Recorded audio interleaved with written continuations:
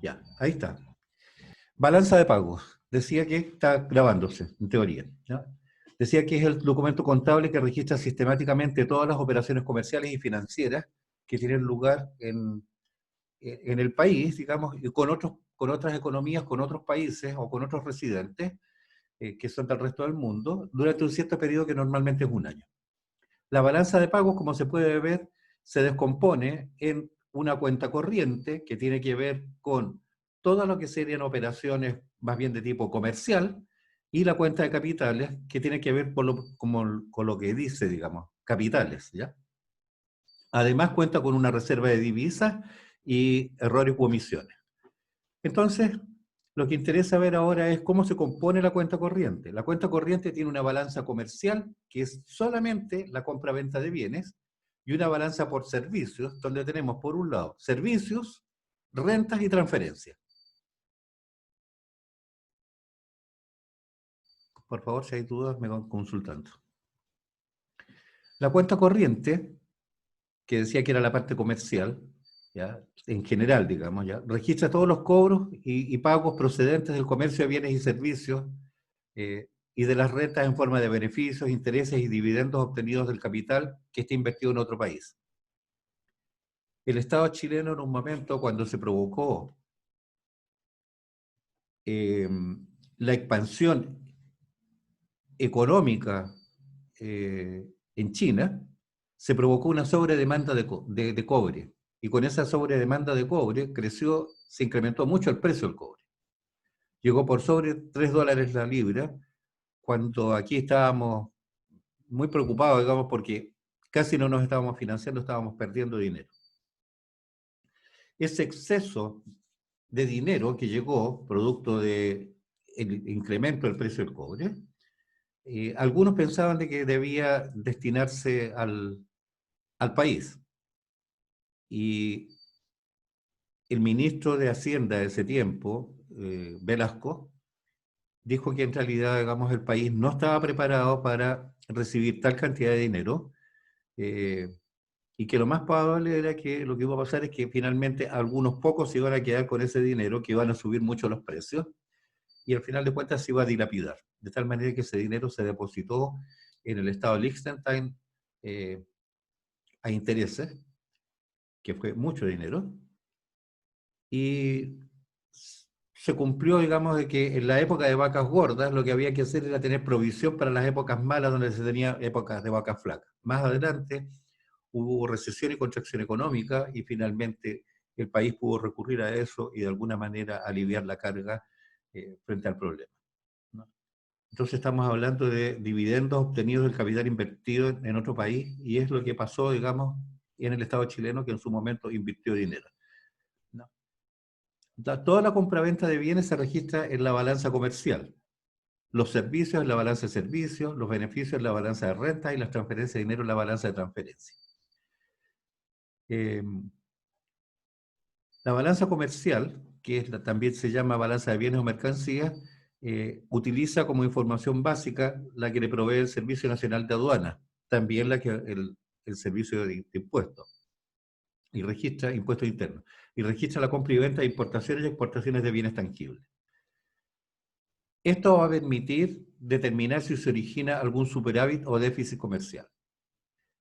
No, esa balanza comercial no incluye el costo del transporte y seguros para evitar que haya doble contabilización, que es lo que estaba en alguna manera, o se les mencioné directamente como forma de cálculo del PIB, ¿no? Porque se compran los bienes que se traen, pero esos bienes que se traen vienen el precio puesto en puerto, ¿ya? O el precio puesto en la fábrica, en la puerta de la fábrica, pero hay todo un proceso de transporte desde el puerto de la fábrica, desde la puerta de la fábrica a puerto, al embarque, al barco o al avión, y después, qué sé yo, hay seguros incorporados entre medio hasta que llega, digamos, a destino en el país.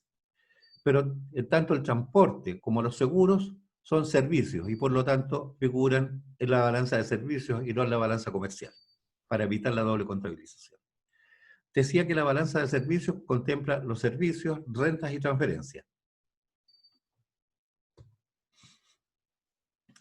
La balanza de servicios registra operaciones internacionales, como decía, que estaban derivadas de la compraventa de estos servicios prestados entre los residentes del país y el resto del mundo, y no pueden ser factores de producción, trabajo y capital. Considera el turismo, que es un servicio, los viajes, que son servicios, los transportes, construcción, seguros, servicios financieros, informáticos y de información, servicios a empresas, personales, culturales y recreativos. Hay servicios gubernamentales, royalties y rentas intangibles. Cuando hablo de rentas intangibles, me estoy refiriendo a las marcas. Si yo quiero producir en Chile blue jeans Levi's, como es un modelo específico y que asociado a una determinada marca, Levi's, yo tendría que pedir, de alguna manera, solicitar que me otorguen la patente durante un tiempo, para que yo pueda, o comprarla, para que yo pueda desarrollar los modelos Levi's, cortarlos, producirlos, venderlos.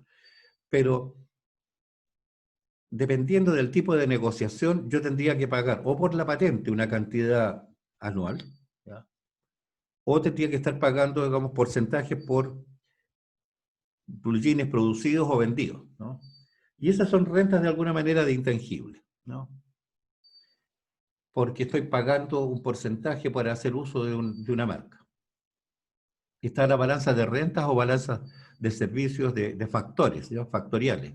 Estamos hablando de factores de producción, que registran los ingresos y pagos registrados en un país por concepto de intereses, dividendos o beneficios por estos factores de producción. Es decir, se trata de inversiones realizadas por los residentes de un país en el resto del mundo o por los no residentes al interior del país. Y las rentas del trabajo registran la remuneración de trabajadores fronterizos, ya sean estacionales o temporeros. En este caso, en Chile casi eso no se da. Probablemente a lo mejor un poco los peruanos que están más cerca y que en mayor volumen están en el país, y que de repente vienen a trabajar aquí, están 3, 4 meses, se devuelven, qué sé yo, a su país, están 2 meses y se devuelven de nuevo, ¿no? Es como que vienen a trabajar y juntar un poco de plata y se devuelven a ver a la familia y se quedan un tiempo.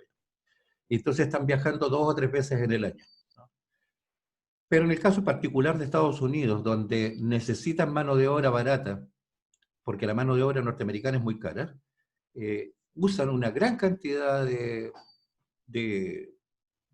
mexicanos que van a recolectar naranjas, que van a la lechería, que van a trabajar en otras faenas de la agricultura, en las cosechas, incluso, digamos, en la ganadería. Eso como ejemplo para poder entender qué sé yo. La balanza de transferencias, como lo dice, registra las transacciones públicas o privadas con el exterior que no implican una contrapartida de dineros, ¿ya? Que son remesas de inmigrantes, son donaciones entre gobiernos, son impuestos, premios artísticos, científicos y de juegos de azar. De tal manera de que todos los extranjeros que están en Chile hoy día y que están trabajando aquí, ellos vienen a trabajar porque las condiciones en su país no están buenas, están malas. Y porque aquí van a obtener ingresos, digamos, que de otra forma no podrían obtener allá.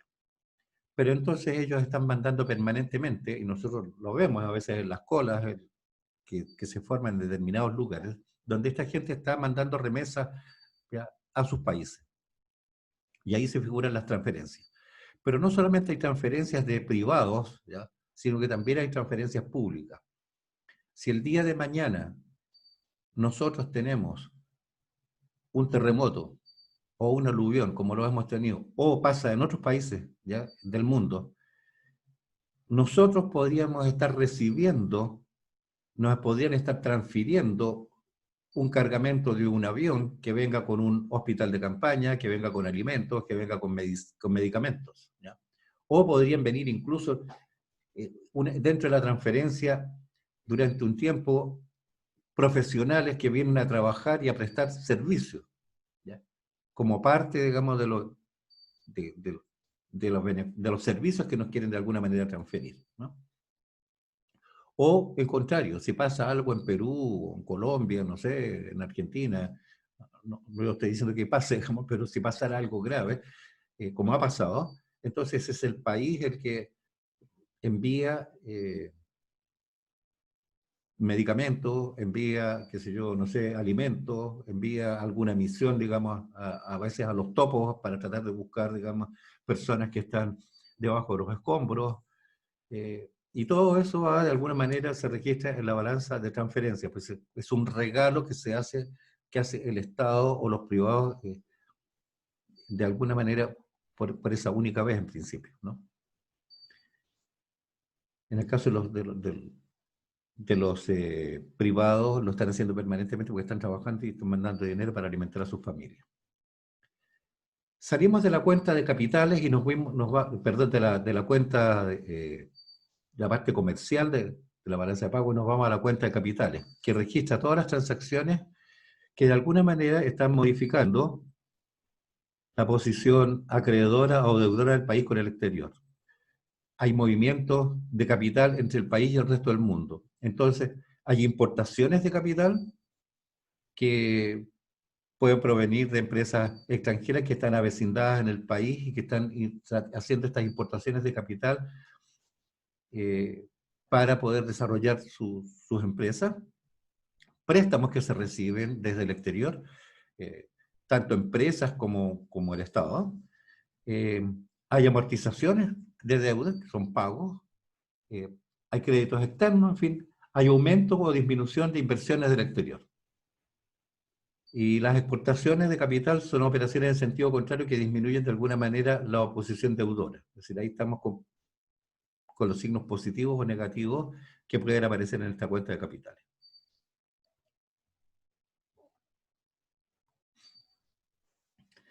Además de eso, existe la cuenta de reservas monetarias o reservas internacionales, que son depósitos de moneda extranjera que son controladas por los bancos centrales y otras autoridades monetarias.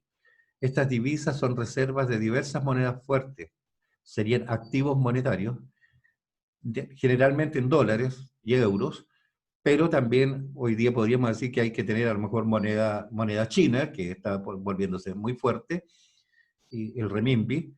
Podríamos tener, qué sé yo, no sé, la moneda rusa, rublo. Y esta cuenta muestra también la variación de los activos de reserva.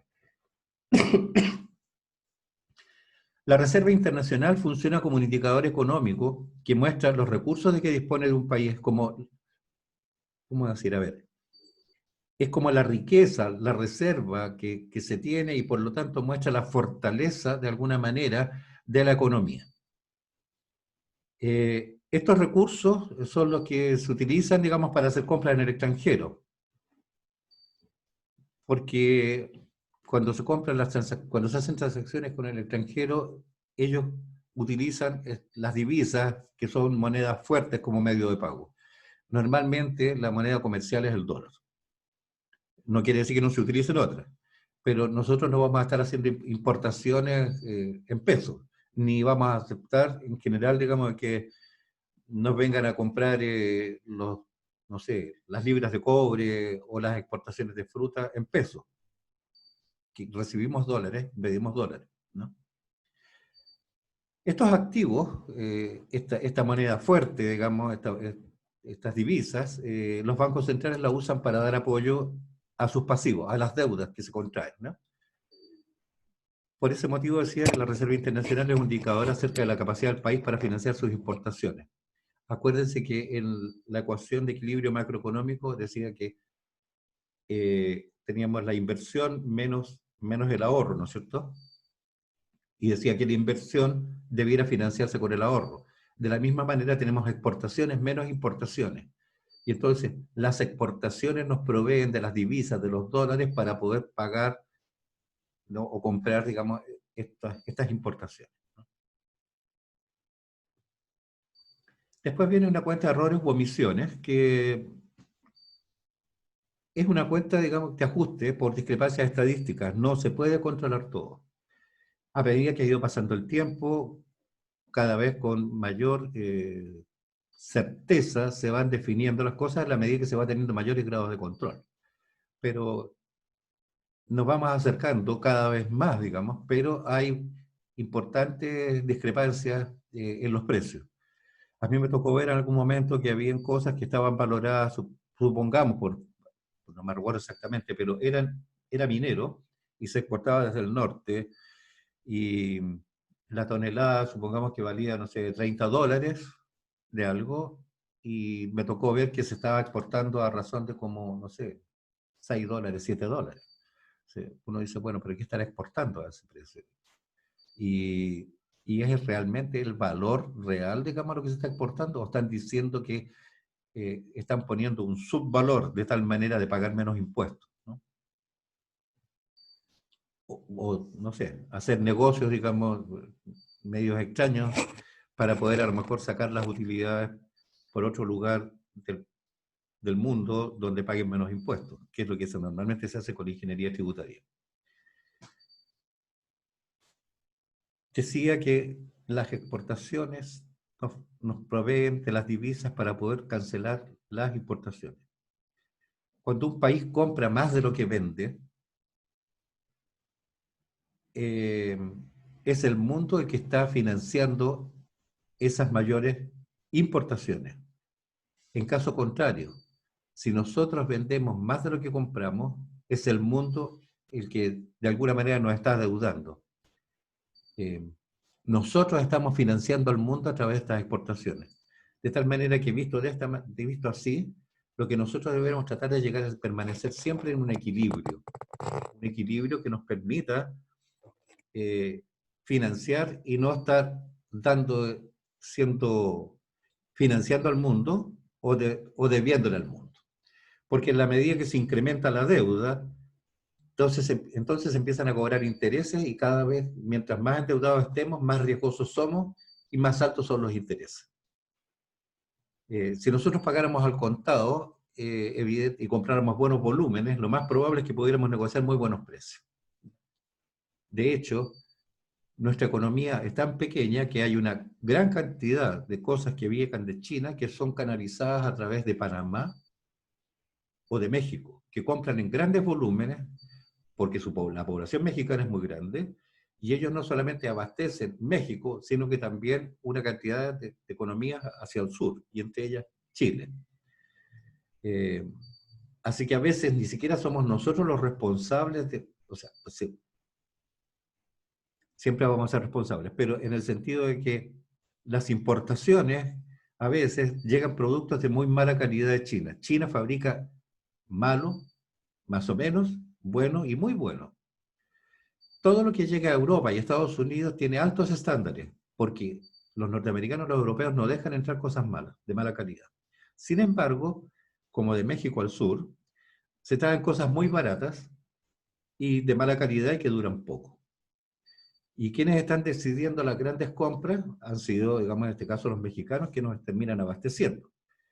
Pero también hemos sido responsables nosotros porque nuestros empresarios están comprando a veces esos productos de mala calidad porque son muy baratos. Ahora, cuando el Banco Central reduce sus reservas de divisas porque está financiando estas importaciones, eh, podría llegar un caso en que la balanza de pagos presenta déficit. El Banco Central incrementa sus reservas de divisas cuando la balanza de pagos está presentando un superávit, ¿no? Y los saldos de los distintos componentes de la balanza de pagos entregan información de la situación del país con respecto al exterior. Información que sirve a los organismos internacionales o incluso, digamos, a los inversionistas que miran con esto y dicen, de alguna manera les da un indicador acerca de cómo está la economía del país.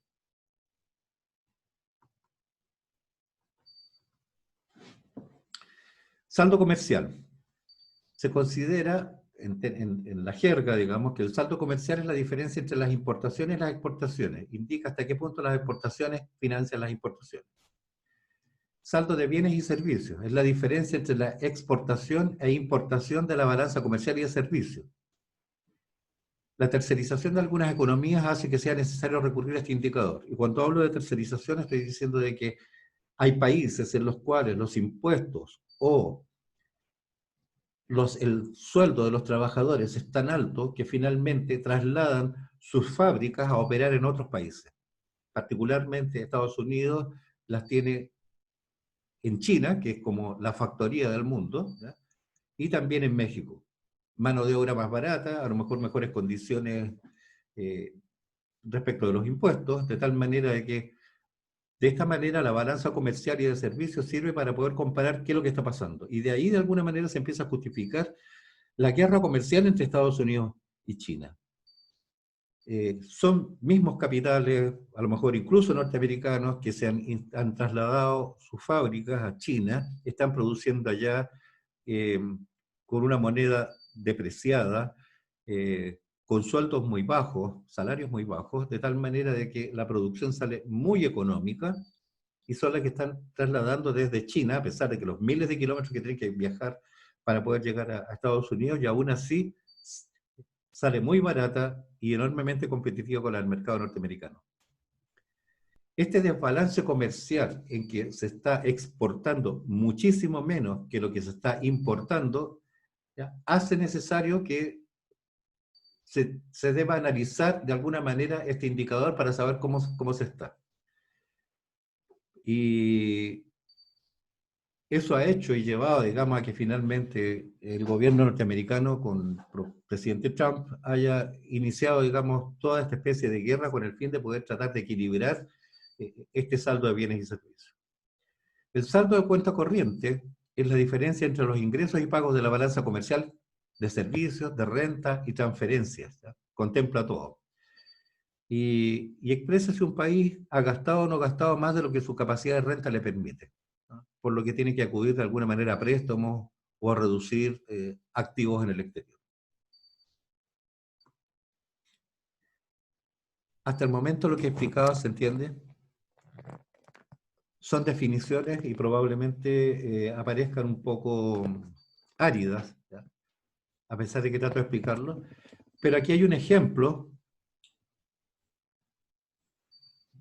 en el chat, déjenme ver aquí. Ya, muchas gracias, Fabiola. Pero aquí hay un ejemplo numérico donde se puede ver. Tengo la balanza de pagos, ¿ya?, y tengo la cuenta corriente que contempla la balanza comercial por un lado y la balanza de servicios. En la balanza comercial tenemos exportaciones de bienes por 10.000 millones y tenemos importaciones de bienes por 15.000. Es decir, tuvimos un déficit comercial de 5.000 millones. Se importamos más de lo que exportamos. La balanza de servicios tiene balanza de servicios, rentas y transferencias. Aquí contemplamos para el ejercicio solamente balanza de servicios y de transferencias. 1.000 millones por balanza de servicios y 1.000 millones por balanza de transferencias. O sea, ingresaron ya por prestaciones de servicio en el exterior 1.000 millones de dólares y se transfirieron desde el exterior a Chile 1.000 millones. Por lo tanto, tuvimos un superávit de 2.000.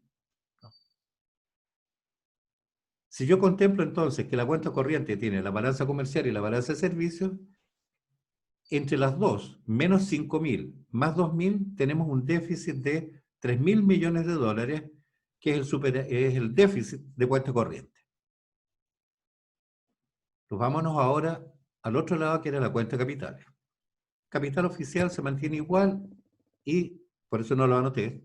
Y el capital privado tiene una inversión en cartera que ingresaron 1.200 millones de dólares por inversiones de cartera de inversión, y una inversión directa que sería destinada, digamos, a producción de bienes, 800 millones de dólares. De tal manera que en el ejercicio anual aparece un superávit de la cuenta de capital de 2.000 millones de dólares. Reservas monetarias internacionales.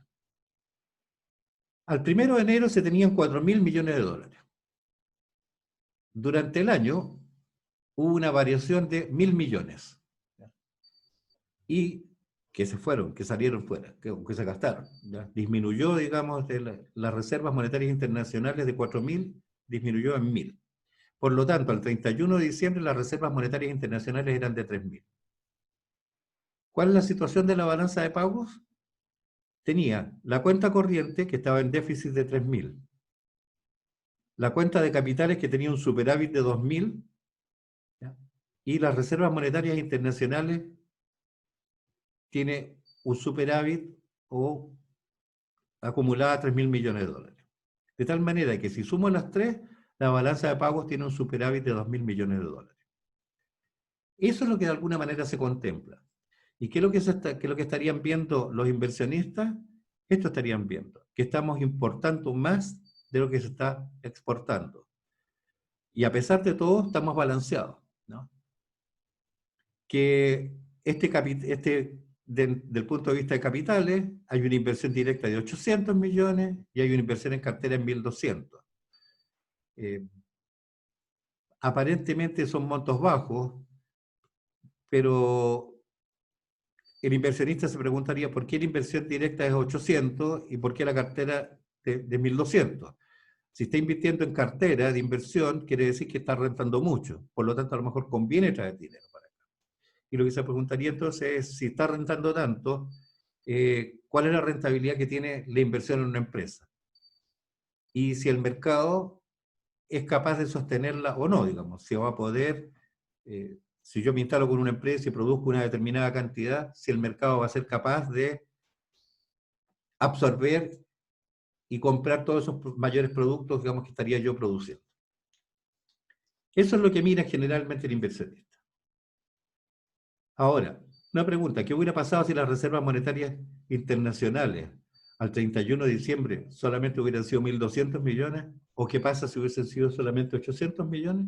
Bueno, eso es un detalle, digamos, que ustedes pueden jugar y ver ahí, mientras tanto, ¿no? Pero esa es la imagen que tienen que tener sobre la balanza de pagos, la composición y cómo se define. Ahora vamos a partir por los sistemas cambiarios. La moneda internacional, la divisa, sean dólares, no sé, la moneda argentina o australia, y sea, qué sé yo, euro, renminbi, la moneda que sea, tiene que tener algún tipo de equivalencia con la moneda nacional, ¿no? Y para eso entonces, para buscar ese equivalente en la moneda local, existen dos tipos de sistemas cambiarios. Está el tipo de cambio fijo y el tipo de cambio flexible o flotante. El cambio fijo corresponde a una situación en que el Banco Central se compromete a vender o comprar la cantidad de divisas que sea necesaria, pero siempre a un precio fijo. Me explico. El Banco Central, por política, supongamos, dijese, el dólar vale 700 pesos. Y si encontramos a alguien vendiendo dólares a 750, está actuando, o sobre 700 pesos, está actuando en contra de la ley, y por lo tanto vamos a poder actuar judicialmente contra ella. Y para poder mantener el control de ese tipo de cambio fijo, es el Banco Central el que vende dólares. Cuando yo necesito dólares, voy al Banco Central, justifico por qué necesito los dólares, porque voy a hacer una importación, porque voy a comprar maquinaria, porque voy a salir de viaje, necesito, digamos, dólares, y les compro a ellos a razón de 700 pesos la unidad. ¿Sí? Eventualmente el banco lo que puede hacer es, para poder atender mejor las necesidades, entregarle la posibilidad de que actúen como oficinas de compra y venta de dólares o de otras divisas internacionales a oficinas de algún banco o de varios bancos. De tal manera que hubo momentos en los que los bancos privados funcionaban incluso en la tarde comprando y vendiendo dólares.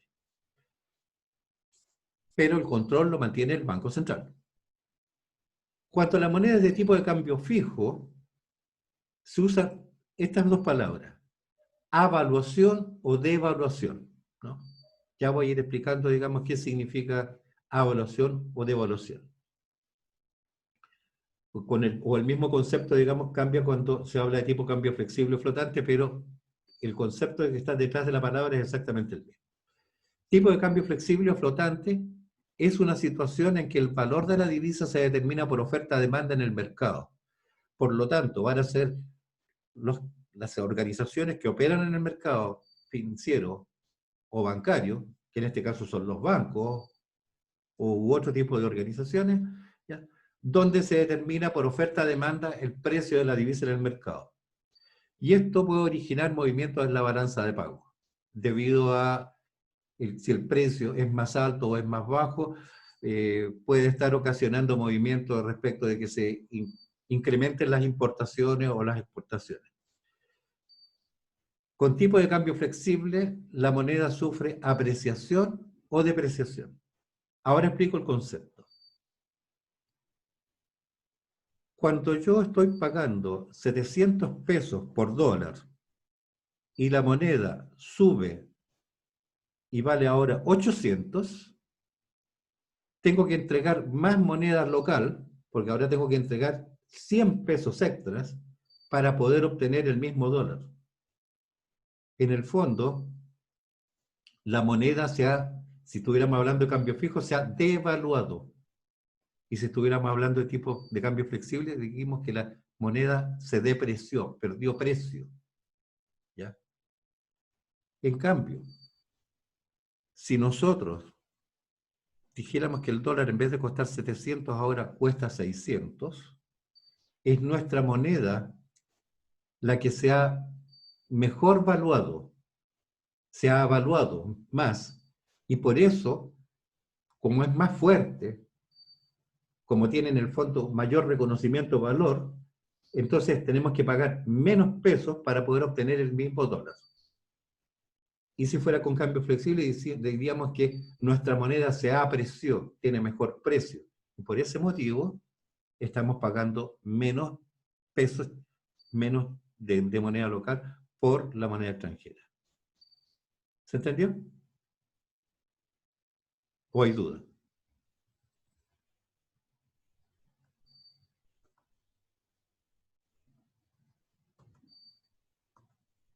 Ya.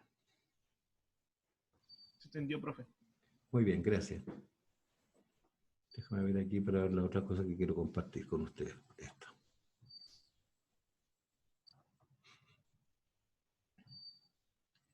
Bien. ¿Se ve esto?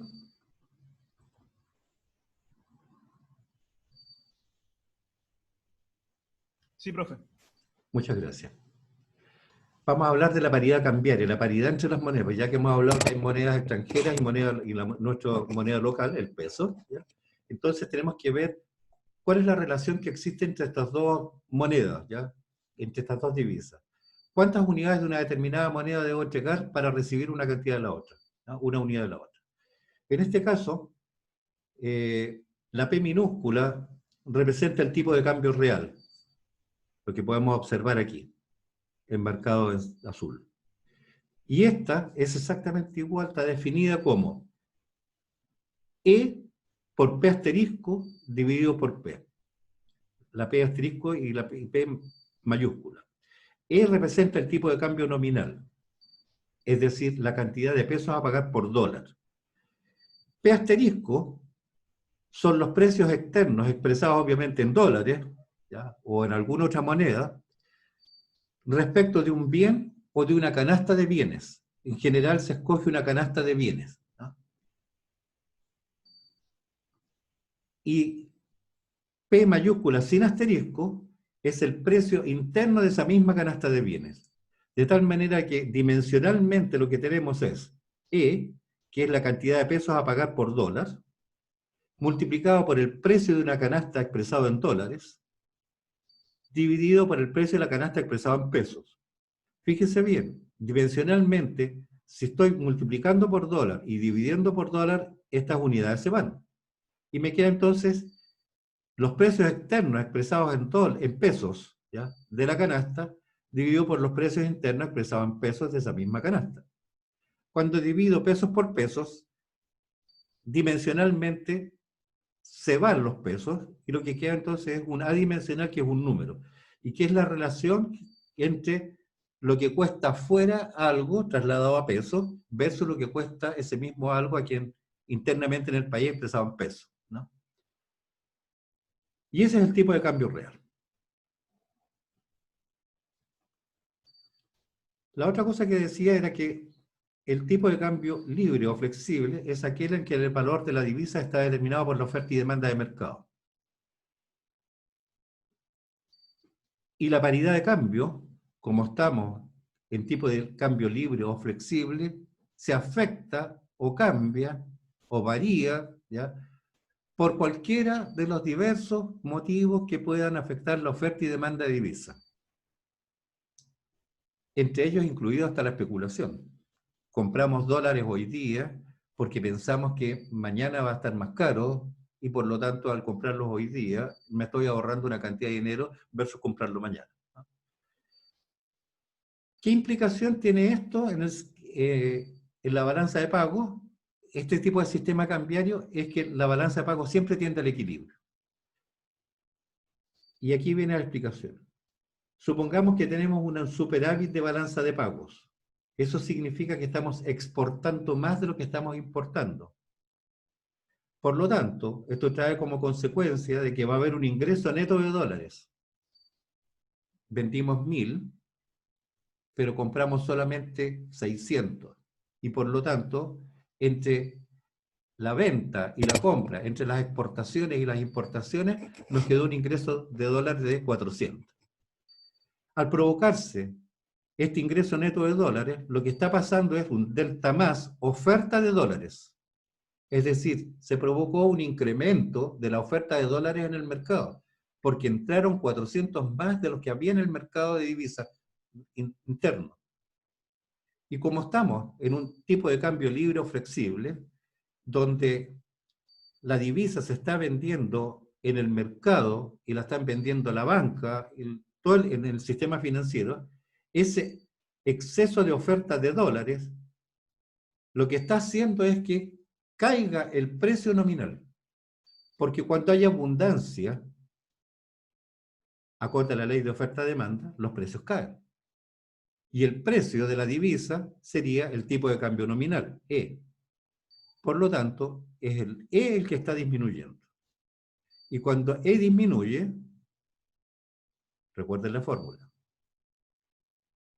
La paridad es E, que es el nominal, por el precio de la canasta internacional dividido por el precio nacional de la misma canasta. Entonces, cuando está cayendo el nominal, lo que está disminuyendo es la paridad de cambio, el tipo de cambio real. Cuando disminuye el tipo de cambio real, la pregunta es si estamos exportando más o estamos importando más, ¿no? Si el precio del dólar cambia a la baja, decíamos que el precio estaba en 700, por ejemplo, ¿ya?, y ahora cuesta 600. Si yo estoy importando computadores, los computadores están expresados en dólares. Tenía que pagar a lo mejor $1000 por un computador. ¿Cuánto pagaba esos $1000? Y lo pagaba 700, estaba pagando 700.000. Pero ahora, como el dólar vale 600, entonces en vez de pagar 700 como pagaba antes, porque tengo que pagar en dólares, ahora la compra de $1000 me va a costar 600.000. Me resulta más barato. Entonces se incrementan las importaciones. Delta más Q. ¿Y qué pasa con las exportaciones? Disminuyen.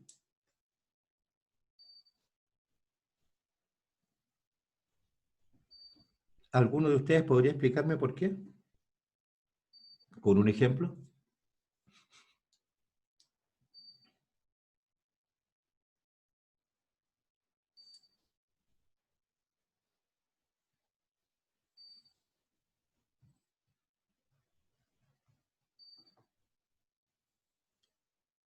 Ya, dice que no nos conviene el cambio.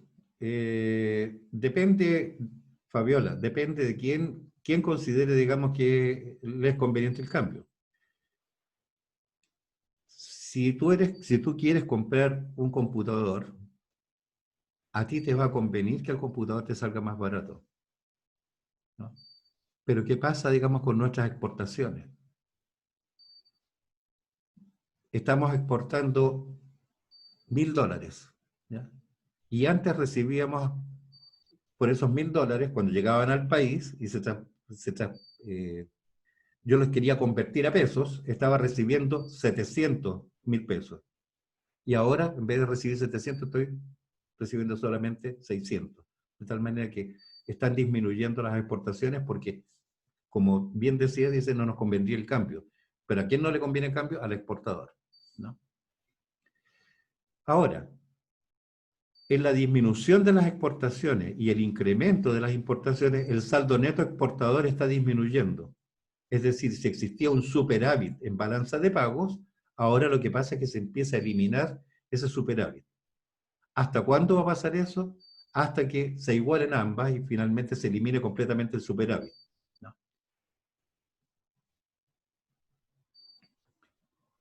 En el caso del déficit de balanza de pagos, estamos diciendo de que estamos importando más de lo que estamos exportando. Por lo tanto, en términos de sumas y restas, se están saliendo una cantidad de dólares. Hay una salida neta de dólares. Y cuando disminuye esto, se provoca una disminución de la oferta de dólares. Y al disminuir la cantidad de dólares en el mercado, se está provocando un exceso de demanda de dólares. Cada vez que hay excesos de demanda, lo que está pasando entonces es que el precio va a subir. El precio, el nominal, ¿ya? Y cuando esto se provoca, se incrementa, digamos, la paridad de cambio, y en ese caso lo que va a pasar es que vamos a exportar más y vamos a importar menos. Por lo tanto, en el saldo neto exportador se va incrementando, y en la medida que se va incrementando, va disminuyendo este déficit, hasta que se elimina el déficit, ¿no? Con balanza de pago mayor a cero, hay un exceso de oferta de dólares. Con una balanza de pago déficit negativa, hay un exceso de demanda de dólares. Veamos el tipo de cambio fijo. El tipo de cambio fijo decía que correspondía a una situación en que el Banco Central se comprometía a comprar o vender la cantidad de divisas o de dólares que fuera necesario un precio fijo. Y ese monto del precio del tipo de cambio era determinado por política monetaria. Aquel que por política monetaria en teoría le convenía más al país, ¿ya? Si la paridad de la monetaria es fija, el valor de la divisa permanece constante o estable durante un cierto tiempo en relación a otra divisa o a una canasta de divisas o algún tipo de indicador, como por ejemplo el precio del oro, ¿no? O también una canasta de metales preciosos. Se utilizan diversos métodos los distintos bancos centrales. No existe uno solo, digamos, para ello, ¿no? En un sistema de tipo de cambio fijo, el Banco Central interviene en el mercado de divisas. Interviene con el fin precisamente de tomar medidas necesarias para poder mantener dicha paridad. Por lo tanto, si bien en términos prácticos la divisa mantiene un valor constante, hay un costo asociado por la intervención que tiene que hacer el Banco Central en el mercado de divisas, ¿no? Argentina tuvo una paridad monetaria 1-1 entre el peso argentino y el dólar durante un periodo bastante largo, unos 10 años, pero después las cosas no se cumplieron. Había una ley que impedía que el Banco Central pudiera deshacerse de ciertas divisas, lo que te mantenía en una cantidad de moneda circulante que era exactamente igual, digamos, a la moneda que estaba en dólares, pero eso en algún momento no se cumplió y las cosas cambiaron, ¿no? Esa es parte, digamos, de la historia argentina. En la actualidad existen pocos países con paridad monetaria fijada por ley, ¿ya? En general es flexible, y hay algunos con una que le llaman flotación sucia, que es cuando el Estado mantiene una cierta paridad de la moneda, o libre entre comillas, pero dentro de una banda, y va interviniendo sobre ella. En el caso chileno, nosotros nos acercamos mucho, prácticamente a un flexible, donde casi no hay intervención del Banco Central. Esto es imposible que no haya intervención del Banco Central. De repente se dan las condiciones, el dólar subió mucho de precio o bajó mucho de precio, y necesariamente el Banco Central tiene que intervenir. Ejemplo de esto. Nosotros somos un país dependiente del petróleo, del gas, de la benzina. y de muchos otros insumos que no tenemos. Nosotros tenemos, a lo mejor producimos una gran cantidad de cobre, pero estamos desbalanceados allí, ¿ya? Pero por otro lado nos faltan muchas cosas. De tal manera de que si el precio del dólar sube mucho, se va a encarecer el gas, el petróleo, la benzina y todas aquellas cosas que están indexadas, digamos, en dólares, entre ellas la electricidad. Piensen ustedes que en un país angosto y largo, todo el transporte viene desde muy lejos. Entonces, si sube el precio del petróleo, si sube el precio de la benzina, lo que va a pasar es que el costo de los fletes crece mucho. El costo de todo lo que es semillas y aditamentos que hay que poner al agro también crece. El costo de todas las cosas que se están usando en minería también se incrementa. De tal manera de que a nosotros un dólar muy alto no nos conviene, ¿no? A los exportadores sí. Pero hay que buscar un justo término medio. Y por otro lado, para el justo término medio no es el promedio entre el máximo mínimo de la banda, ¿ya? Sino que estamos pensando, digamos, en aquello que sea mejor para el país y para la economía. En el caso que, por otro lado, bueno, si el precio del dólar está muy alto, el Banco Central va a tener que intervenir y va a decir, voy a vender dólares, y al vender dólares, ¿ya?, provoco una abundancia de dólares en el mercado de tal manera que hago bajar el precio, ¿no? En el caso que fuera flexible. Y por otro lado, si el precio del dólar baja mucho, todas las importaciones a nosotros nos convienen, pero nuestras exportaciones no convienen, ¿ya? Porque el precio está muy bajo, pueden incluso llegar a perder dinero. De tal manera que en ese caso, lo que habría que tratar de hacer es subir el precio. Y cuando se sube el precio, lo que está haciendo el Banco Central es salir a intervenir en el mercado de la divisa comprando dólares. Provoca un desabastecimiento artificial de dólares, ¿ya?, una escasez relativa de dólares, de tal manera de que el precio sube. Esa es la forma en que el Banco Central interviene, ¿no? Ahora, esto de que nuestro precio de la divisa se fije entre oferta y demanda y tenga que ver entonces la abundancia o escasez de dólares en el mercado, también nos puede jugar en contra. En Argentina, en un momento, por las malas operaciones de la economía, se provocó una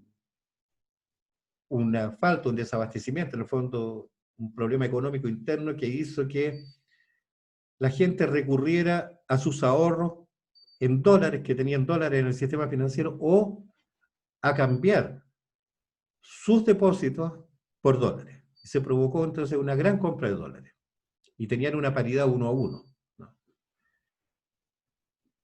No pudiendo cumplir los argentinos con la cantidad de dólares que la gente le estaba pidiendo, crearon un corralito, el llamado corralito financiero. Es decir, que no dejaban escaparse estos dólares de la banca. Bajaron, cerraron la banca, hay días que no funcionó, durante varios días, la gente golpeaba, qué sé yo, no sé, las puertas, reclamaba, les decía garabato, digamos, pero no sacaron nada, sencillamente empezaron a limitar ya la cantidad de dólares que entregaban a público. Entonces los argentinos no encontraron nada mejor, miraron para Chile y dijeron, ah, pero si en Chile venden dólares sin ninguna restricción, y se vinieron para acá con sus monedas. Y aquí cambiaban su moneda y con ella compraban dólares. ¿Qué provocó eso? Provocó un exceso de demanda de dólares. Los dólares subieron mucho en Chile y finalmente eso provocó que si alguien estaba comprando un computador en ese momento a razón de 600.000 pesos, como el dólar varió de precio, llegó el momento en que ese mismo computador costaba 720.000. Entonces, la libertad de cambio, el precio flexible, para algunas cosas puede funcionar bien, pero cuando hay estas intervenciones provocadas por un shock externo que nos está afectando y que está afectando de alguna manera esta balanza de pagos, puede no convenir. Espero que el ejemplo les haya servido para entender esto. Lo que viene aquí, que pueden observar en el gráfico, es que tenemos un exceso de oferta de dólares, y ese exceso de oferta de dólares en el gráfico sale que no es que lo que le conviene teóricamente a la economía. Entonces el Banco Central interviene, compra ese exceso de oferta de dólares, y en el fondo lo que equivale es como que si la recta de oferta de dólares, al comprar esa cantidad de dólares, disminuye la oferta, y es como si esta oferta de dólares la desplaza hacia la izquierda y hacia arriba, porque la contrae, y la hace pasar entonces por otro punto, ¿no? Con un exceso de oferta de dólares, es el Banco Central el que compra dólares e inyecta pesos al mercado, porque estamos con el mercado libre, digamos, ¿ya? Y sale al mercado, compra dólares, y a cambio de comprar dólares, está quitando ese exceso de oferta de dólares, ¿ya? Que quería que... y entrega pesos. Cuando entrega pesos, está incrementando la masa monetaria. Y si incrementa la masa monetaria, se incrementa aún más la masa monetaria real ofertada.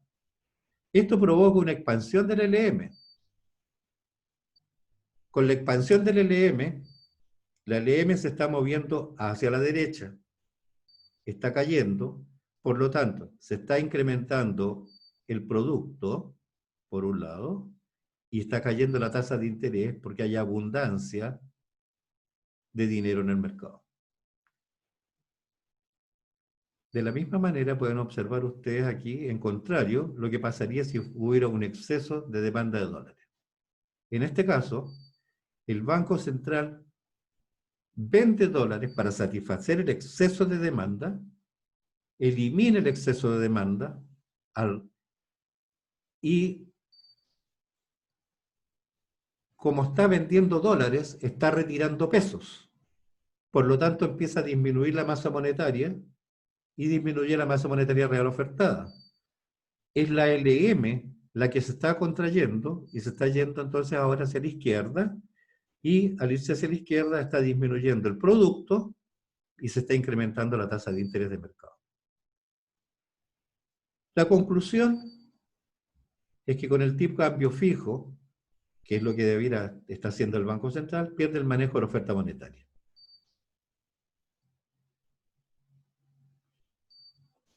Y los criterios que eventualmente puede tener el Banco Central para intervenir en el mercado puede ser implícito o explícito. En este caso, el explícito está diciendo de que a partir de la demanda de oferta de dólares, y que puede haber fluctuaciones de la demanda, y también, digamos, hay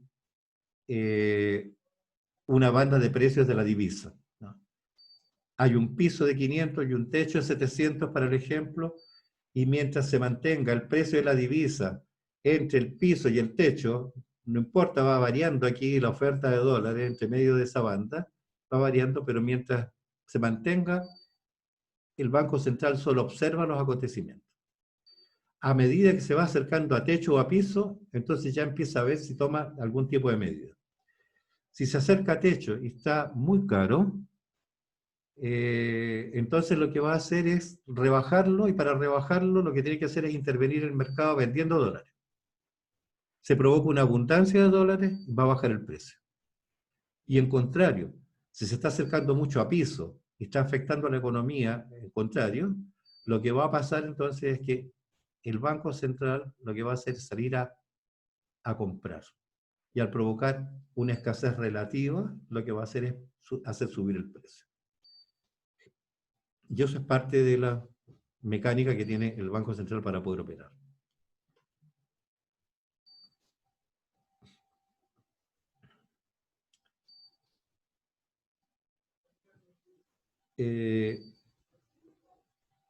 Las fuerzas del mercado actúan de manera totalmente distinta dependiendo del tipo de cambio, ¿no?